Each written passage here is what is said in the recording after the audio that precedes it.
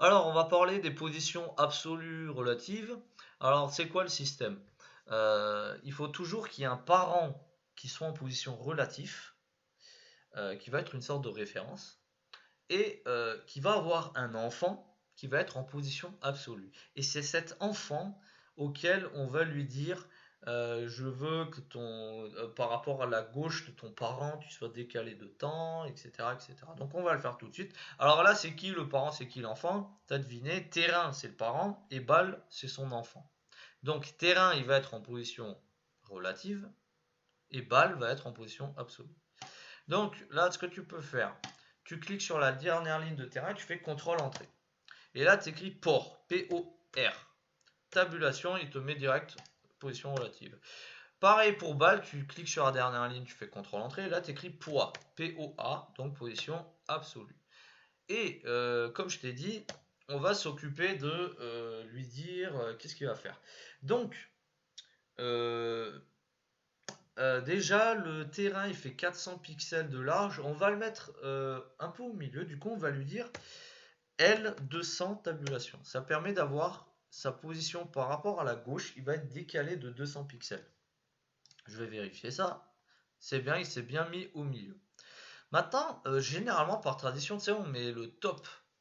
Tu sais, en fait, tu as toujours une direction horizontale et une direction verticale. Et puisque nous, on est en France, on écrit de la gauche vers la droite et du haut vers le bas, donc on commence en haut à gauche, on a tendance, dans la tradition, à toujours mettre la gauche et en haut. Maintenant, tu sais, puisque au début, je t'ai dit, cet exercice, ça va être une balle qui va tomber sur le sol, moi, je trouverais ça plus intuitif, pardon, de parler de l'altitude de la balle. Sauf que l'altitude de la balle par rapport au sol, au lieu d'être en mètres, on va dire qu'elle va être en pixels. C'est pour ça, au lieu de mettre top, je vais mettre bottom. Donc je vais mettre bottom 0. Tu mets B0 tabulation, il me met bottom 0. Et là, ce qui va se passer, il le met au sol. D'accord?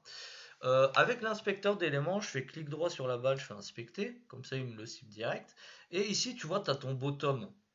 Son bottom, là, je vais cliquer dessus, tu vois que le 0 est surligné, et sur le clavier, je vais appuyer sur flèche du haut. Tu vois qu'il y a ces pixels qui augmentent. Si tu fais gaffe, à gauche, il y a la balle, elle est en train de s'élever, de baisser. C'est moi qui suis en train de faire le bottom. Donc, si je le mets, c'est vraiment son altitude, en fait. Si je mets 0, il est posé sur le sol, et plus je l'augmente, et plus il s'en va. D'accord? Il peut même sortir du cadre, hein. Il peut même aller dans le négatif au sous-sol, d'accord? Mais nous, on va faire de telle sorte qu'il va être toujours dans le cadre, donc entre 0 et je sais pas combien, on va dire environ 300, d'accord? Du coup, qu'est-ce qu'il restera à faire? Ben, c'est bon, j'ai fini, j'ai fini. Donc, dans les prochaines vidéos, nous allons passer au JavaScript. Et en fait, notre but, on va un petit peu s'amuser, on va faire différentes choses, hein. C'est une vidéo tutoriel. Par exemple, moi, je verrais bien qu'on s'amuse à demander au JavaScript de mettre la balle à une certaine altitude. Ou alors, après, plus tard, on pourrait dire de telle sorte, allez, je veux que la balle commence à tomber. Euh, je veux... Bah, bref, on verra. On va le faire un petit peu au feeling. D'accord? Comme d'habitude, si tu as des questions, n'hésite pas à les poser. Moi, j'essaye d'être le plus lentement, le plus lent, le plus pédagogue possible. Voilà, n'hésite pas à me questionner au cas où.